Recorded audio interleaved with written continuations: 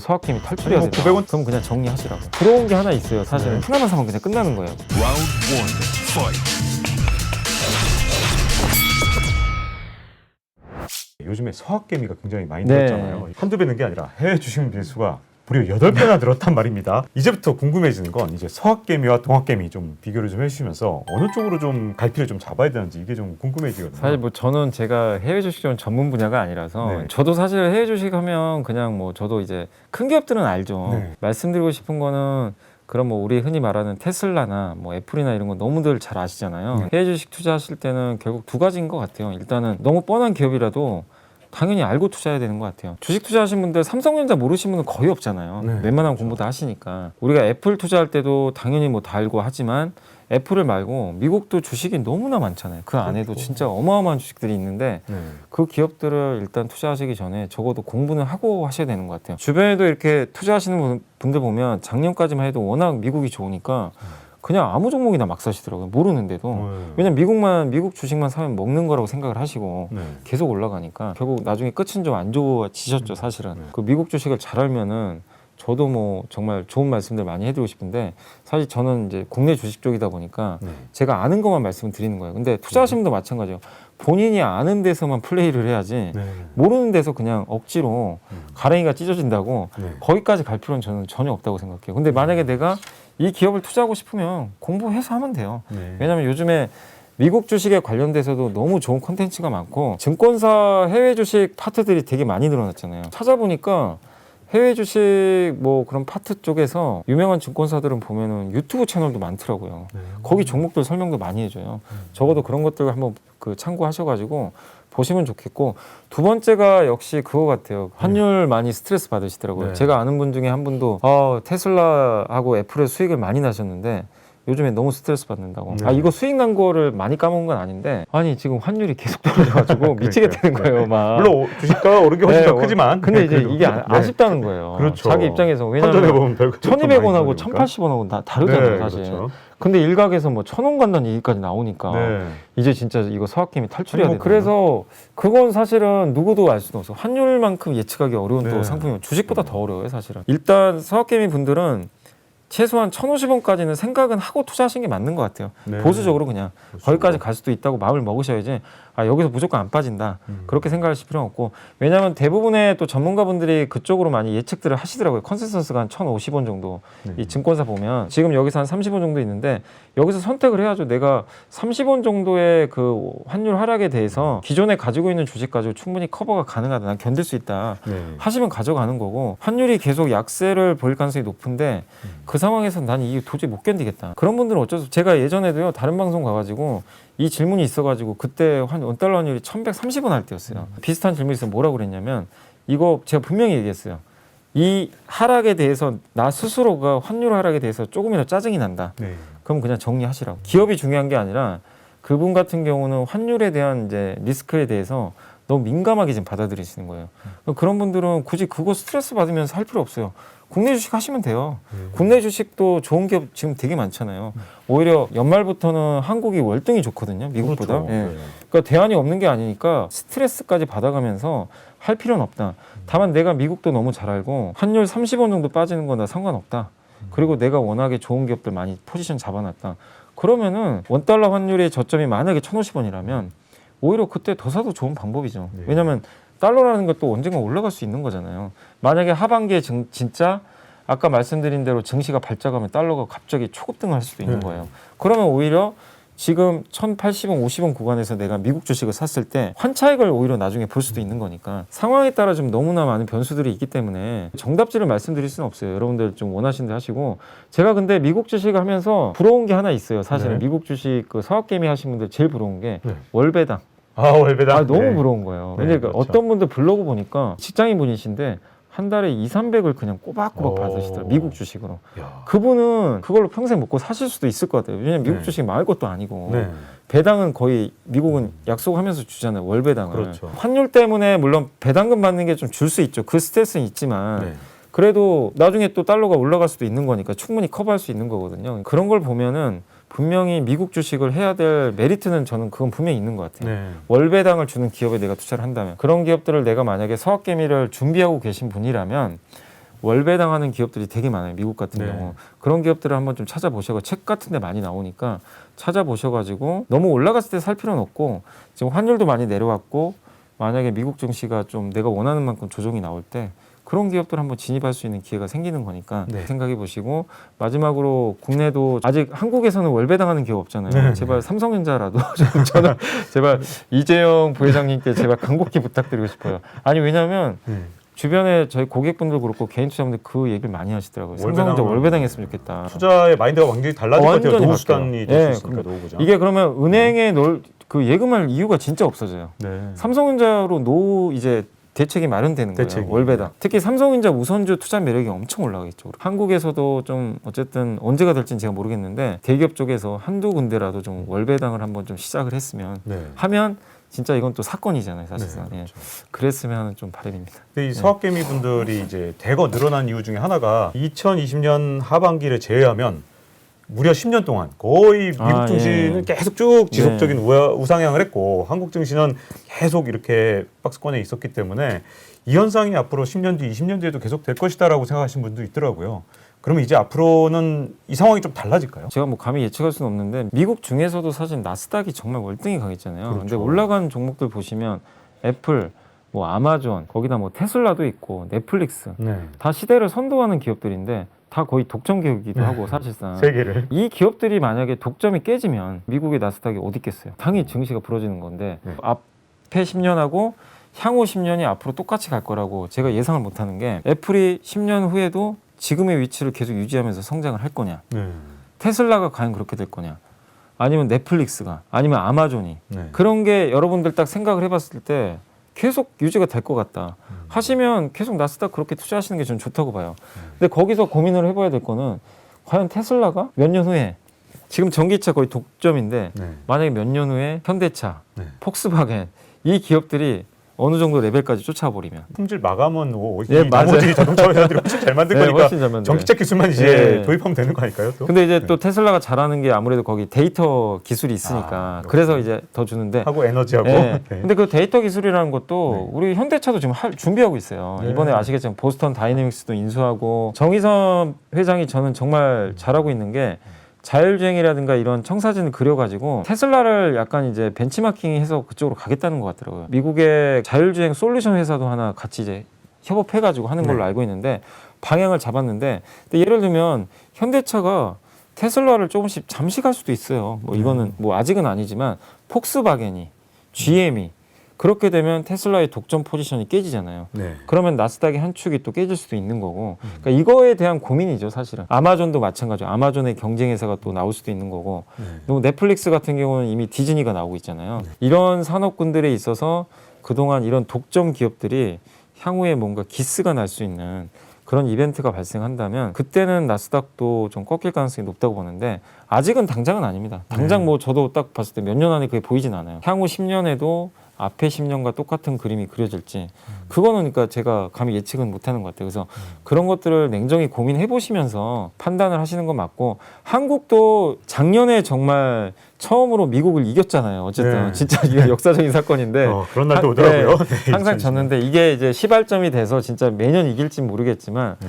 앞서 설명드린 대로 한국의 산업 구조가 일단 어쨌든 4차 산업혁명 위주로 포지션이 갖춰진 기업들이 일단은 지금 많이 등장을 하고 있기 때문에 이게 1, 2년 갈 만한 섹터는 저는 아닌 것 같아요. 10년은 모르겠지만 적어도 3, 4년 정도는 한국도 저는 좀 충분히 한풀이 할 수 있다. 진짜 지난 10년간 동학개미 하시는 분들 너무나 서름 많이 받았잖아요. 그렇죠. 옆 동네에서는 맨날 뭐 애플 사서 대박 났다 그러는데 삼성전자 하신 분은 아니 이게 도대체 왜 이러나 삼성전자 네. 한국 최고의 기업이라는데 돈도 우리도 많이 버는데 왜 이러지? 이런 생각이 좀 맞아, 돈은 오히려 더 번 적도 있었어요. 네, 사실은 맞습니다. 그런 것들을 좀 한풀이 할 수 있는 또 시기도 좀 온 것 같아서 네. 적어도 향후에 한 3, 4년 정도는 한국 증시도 좀 긍정적으로 바라보시면 좋지 않을까 저는 개인적으로 생각은 하고 있습니다. 아까 말씀하신 것처럼 미국 기업에 대해서 잘 모르니까 요즘에 이제 또 열풍이 부는 게 미국 주식 관련해서 ETF 예. 이걸 많이 또 네. 사시더라고요. ETF 투자는 저는 어떻게 그건 정말 바람직한 것 같아요. 왜냐하면 네. 진짜 모르면 ETF는 2차 전지 아니면 전기차, 반도체 아니면 친환경 전 세계에 이 관련된 기업들이 너무나 많잖아요. 네. 근데 저는 그거는 너무나 바람직한 투자인 것 같아요. 차라리 기업을 모르면 ETF가 리스크가 훨씬 없잖아요, 사실. 만약에 전기차 섹터가 이렇게 있는데 물론 테슬라가 들어간 그 LIT라는 그 ETF가 있더라고요. 그게 이제 전 세계 전기차에 투자하는 ETF인데 거기에 보니까 LG화학도 들어가 있고요. 네. 그다음에 중국의 CATL 아니면 미국의 테슬라 이 기업들도 다 포함되어 있는 거. 그다음에 뭐 세계적인 유명한 그 리튬 광산 업체도 있더라고요. 네. 근데 이 기업들을 내가 만약에 테슬라 하나만 투자했는데 테슬라가 뭐 혹시라도 안 좋은 뉴스가 나와가지고 2차 전지 말고요. 다른 이벤트로 폭락할 수도 있는 거잖아요. 네. 내가 거기에 투자했을 때는 당연히 그 기업에 대한 리스크 때문에 급락을 하는데 나는 전기차를 보고 투자한 건데 테슬라의 전기차와 상관없는 악재 때문에 폭락을 했다. 그러면 억울할 수도 있는 거잖아요. 근데 반대로 LIT에 투자를 했으면 설사 테슬라가 폭락을 해도 그렇게 큰 영향 안 받습니다. 다른 전기차 섹터랑 무관한 이슈로 빠진 거면. 네. 그러면 LIT는 그 완충제 역할을 사실 해주거든요. 그리고 전 세계의 모든 유명한 전기차 회사를 다 사는 거잖아요. 사실은. 그렇죠. 아 나는 LG화학도 좋고 중국의 CATL도 좋은데 근데 중국의 CATL은 솔직히 매수하기 힘들잖아요. 이거 거기 가서 계좌를 만들어야 되더라고요. 맞아요. 중국 가서 이거 어쩌라는 건지 모르겠어요. 제약도 많아요, CATL 은. 사실은. 네. 환문제도 있고 그 LIT 하나만 사면 그냥 끝나는 거예요. 그리고 요새 제일 핫한 게 그린 테마잖아요. 네. 그린 테마 중에 이제 그 뭐죠? 그 태양광에 투자하는 게 TAN이에요. 탄. 네. 탄이라는 게 있고 그 다음에 그 풍력에 투자하는 게 펜. 펜. 영어로 이제 FAN. 네. 이게 이 이름도 잘 졌더라고요. 근데 어쨌든 펜이라고 하는데 거기에 보면 전 세계 유명한 그린 회사 다 들어가 있어요. 네. 그거 하나만 사면 바이든이 됐네? 그러면 우리가 딱 떠오르는 게 신재생 에너지다. 미국이 열린다.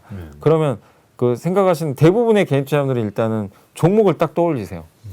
미국이 됐구나. 하나솔루션, 네. OCI 바로 머리가 이제 그쪽으로 딱 들어가시는데 미국 주식 투자하신 분들이나 서학개미 분들은 오히려 이제 ETF를 딱 떠올릴 수도 있는 거죠. 그러면은 고민할 필요 없이 판을 그냥 펜을 사버리면 되는 거예요. 사실은. 그러면 절대 고민할 이유가 없고 그리고 저는 ETF 투자도 자꾸 권해드리는 게 레버리지나 저는 솔직히 이래요. 레버리지는 저는 안 하셨으면 좋겠어요. 솔직히. 제 개인적으로는 인버스, 곧버스 있죠. 근데 이 곧버스 곧버스 아시죠? 많이 하시더라고요. 또 네. 개인 투자자들이 이렇게 곧버스로 너무 이렇게 많이 투자를 많이 하시는 그 왜 그러냐면요. 네. 천수답 장세에 대한 경험 때문에 그래요. 여기 떨어질 오면 것이다. 팔았으면 무조건 먹었어요. 네. 과거 경험이 있으니까 이 정도 왔네. 개인들 너무 흥분한 것 같네. PER 13배. 과거 딱 데이터 계산해 보면 여기서 팔면 거의 급락했어. 네. 이 경험이 있거든요. 네네. 거기서 팔았는데 아닌 거예요. 오히려 이제 그 레벨업을 하다 보니까. 근데 곧버스도 정말 많이들 사시긴 했는데 네. 저는 너무 이렇게 2배짜리 좀 상품은 저는 개인적으로 권해드리고 싶지는 않고 물론 그거를 내가 짧게 그냥 뭐 한 하루 이틀 정도 난 진짜 내일 무조건 장이 폭락할 것 같다. 네. 그래서 곧버스 사가지고 뭐 일단 리스크 해지라도 해보자. 주식은 팔기 쉽고 그런 관점에서 잠깐 하루 이틀 단타용으로 하시는 건 그것까지는 제가 뭐라고 할 수는 없어요. 그게 본의 아니게 단타로 들어가신 분들이 물려가지고 네. 또 몇 달 장기 투자하신 분도 계세요. 곧버스 몇 달 투자했다 네. 이 게시판에 보면 네. 그 가끔씩 글들을 보고 지금 있는 것 같아요. 곧버스가요. 제가 알기로는 1,700, 1,800에도 그때 곧버스 개인들 많이 들어가신 걸로 네. 기억하거든요. 마이너스 70%예요. 네. 손실률이. ETF도 여러분들이 뭘 선택하냐에 따라서 좀 달라질 수 있는데 되도록 한 배짜리 하시고 지수가 올라가도 내 계좌에 다른 종목 갖고 있으면 오히려 손해 보는 경우가 있잖아요. 그렇죠. 예를 들면 지금 급나가는 종목도 있어요. 지수 올라갈 때 그렇죠. 인덱스 펀드라든가 아니면 ETF, 뭐 코덱스 200이라든가 타이거 200이라든가 지수 그대로 추정하는 상품에 만약에 내가 추정을 했으면 똑같이 수익이 나는 거잖아요. 네. 절대 소외받지 않습니다. 코스피 30% 수익 나면 네. 나도 똑같이 30%. 거기다 종목 선택에 대한 고민이 없어요. 방향성만 보시면 되는데 그러니까 그것도 진짜 좋은 방법인 것 같아요. 미국 주식도 마찬가지입니다. 내가 진짜 종목을 모른다. 한국도 마찬가지야. 나 진짜 종목 모르겠다. 근데 시장은 보니까 자꾸만 올라갈 것 같다. 네. 그러면 그냥 인덱스 ETF 사는 것도 네. 정말 좋은 거고 인덱스 ETF 제가 예전에 많은 분들한테 상담해드릴 때 그 얘기를 많이 해드렸어요. 차라리 여러분들이 정리식 펀드 못 믿겠으면 이게 요새 펀드들 좀 많이 해약하시고 그러시잖아요. 네. 그러시면 여러분이 직접 펀드 운영하시라고. 차라리 월급 날 그냥 코덱스 200만 그냥 매일 내 월급의 한 10%만 사는 거예요. 네. 매달. 그럼 평균 단가가 올라갈 수도 있고 내려갈 수도 있잖아요. 상황에 따라.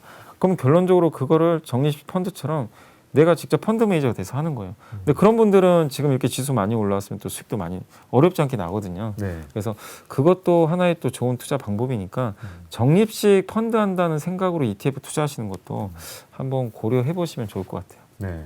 혹시 이제 미국을 제외한 다른 나라와의 투자 그리고 한국 주식 투자 이렇게 또 비교한다면 어떨까요? 예를 들어서 중국이라든가 아니 유럽 국가라든가 이런 나라. 저한테도 물어보시지만 그 고객분도 마찬가지거든요. 몰라서 물어보는 거잖아요. 그런 경우에는 공부가 되기 전까지는 절대 투자하지 말라고 얘기를 해드려요. 베트남도 저도 뭐 기동량이라든가 뭐 예전에 자료 보면서 공부해봤는데 베트남 투자하신 분들한테 제가 물어봤어요. 알고 투자하시는 거냐고 도대체. 네. 저도 모르겠더라고요. 이 나라에 대해서 진짜 전혀 모르겠는데. 근데 중국은 요새 많이 접하니까 네. 또 안유아 교수님 같이 좋은 분들도 오셔가지고 워낙 또 인사이트 많이 주시니까 중국에 대해서는 좀 많이 알게 됐어요. 뭐 다른 나라보다 중국이 무조건 좋습니다가 아니라 미국을 제외하면 그래도 제가 아는 지식이 그래도 중국이 좀 많기 때문에 저는 개인적으로 한국이나 미국을 제외하면 그래도 좀 중국 쪽에서 투자 기회가 좀 많지 않을까. 근데 중국 투자할 때 좀 리스크가 아시겠지만 공산주의 국가니까 너무 규제가 심한 거예요. 아니 그러니까요. 아니 이거를 근데 이거는 진짜 북불복인 것 같은 게 네. 미국에서 규제하죠. N투그룹 뭐 없애버린다는 얘기까지 나오니까 이거 뭐 상장만 어떻게 못하는 게 아니고 기업 공개만 못하는 게 아니, 아니라 없어질지도 모른다. 알리바바 그룹은 한국의 네이버 같은 그룹이잖아요. 사실 네, 그 전자상거래 그렇죠. 쿠팡 같은 그룹인데 이걸 갑자기 나라에서 없애기만이 얘기한다고 하니까 네. 무서워서 투자를 하겠습니까? 네. 그래서 중국 투자 저는 솔직히 중국이 우리 한국만큼 진짜 지난 몇 년간 되게 못 갔잖아요. 사실 아시겠지만 그렇죠. 2015년도에 중국이 한참 반짝했었어요. 네. 그 후로 5년 동안 아직도 주가가 눌려있기 때문에 가격적인 면 또 중국이라는 거대 이 한 나라가 거대 소비 국가가 되면서 산업 구조도 중국도 지금 신산업 투자를 엄청나게 하잖아요. 그렇죠. 물론 거기서 우리 한국과 경쟁도 하지만 중국 정부에서 엄청난 돈을 들여서 투자를 하는데 요새 보면 테슬라 다음으로 가장 핫한 기업 중에 하나가 니오라고 아세요? 네. 전기차 만드는 네. 미국에도 뭐 상장돼 있는 것 같아요. 그런 회사가 한두 개가 아니잖아요. 네. 중국에 지금 어마어마한데 또 중국과 연계된 대만의 폭스콘이라는 회사가 네. 중국의 바이튼인가요? 그 뭐 전기차 스타트업에 2천억도 투자한 한 것도 같은데 이런 것들 딱 본 순간 저는 약간 소름 돋더라고요. 아 중국이 정말 물론 반도체는 반도체 굴기에 일단 지금은 실패는 했지만 그 외의 것에서의 신산업은 정말 한국 못지않게 미국 못지않게 맹추격을 지금 하고 있잖아요. 사실상. 네. 근데 이런 산업들이 점점 발전하고 뭐 커창판 이런 얘기도 하지만 그런 기업들을 활성화하기 위해서 시장을 열어주고 있잖아요. 그렇죠. 과거처럼 규제만 하는 게 아니라 물론 중국 정부에 밑보이면 그냥 이게 좀 리스크는 있지만 그게 없다라고 그냥 가정을 했을 땐 중국의 새롭게 떠오르는 뭐 유니콘 기업들이라든가 이런 쪽은 정말 지금 핫한 것 같아요. 그런 걸 보면 중국도 좀 언어에 좀 장벽은 있지만 중국 공부해보면 우리 한국하고도 비슷한 게 되게 많아요. 네. 일단 제조업 기반 국가 아닙니까 중국도. 그렇죠. 그런 제조업에서 뭔가 성장하는 기업들이 발굴이 되면 한국 기업은 저리 가라요. 이게 워낙 중국은 아시겠지만 유동성이 뭐 상상을 못합니다. 우리 한국하고는 비교가 안 돼요. 부자도 뭐 엄청난 네, 뭐 그 규모 차이가 돈들이 그쪽으로 쏠리면 정말 주가 가는 게 우습더라고요, 진짜. 중국은 정말 제가 다른 나라는 잘 모르겠지만 한국, 미국 제외하고 중국은 진짜 공부를 해보세요. 네. 정말 기회의 땅인 것 같아요. 아직도 싼 기업도 분명히 많을 거고 우리가 모르는 정말 보석 같은 기업들도 너무나 좀 많기 때문에 중국 한번 투자해 보시고 그다음에 중국에 또 ETF들도 되게 많을 거 아니에요. 티커까지는 제가 정확히 기억은 안 나지만 중국에 이렇게 투자할 수 있는 다양한 ETF들이 그 증권사에서도 많이 출시했더라고요. 그렇죠. 그런 것들 좀 한번 공부하셔가지고 ETF부터 시작하는 게 일단 오히려 바람직한 것 같아요. 왜냐하면 종목을 잘 모를 수도 있으니까. 네. 중국 ETF는 여전히 저는 향후 뭐 5년, 10년 봤을 때 네. 유망하다 보고 있기 때문에 중국은 저는 오히려 좋지 않을까. 해외 주식 하신다면. 네. 그리고 너무 좀 뭐 성동격서 얘기도 해드렸지만 네. 그 미국 주식은 이제 너무들 많이들 아시잖아요. 네, 사실은. 맞습니다. 예, 그래서 좀 새롭게 중국에 대해서 한번 해보시는 것도 하나의 좀 좋은 기회가 되지 않을까 생각은 하고 있습니다. 이렇게 나와주신 염승환 부장님 정말 바쁜 시간 내주셔서 감사드립니다. 아유 불러주셔서 감사합니다. 네, 고맙습니다. 고맙습니다. 네, 이제 경제 한방 마칠 시간이고요. 잊지 말고 구독과 좋아요 꼭 눌러주십시오. 다음 시간에 뵙겠습니다. Round one, fight.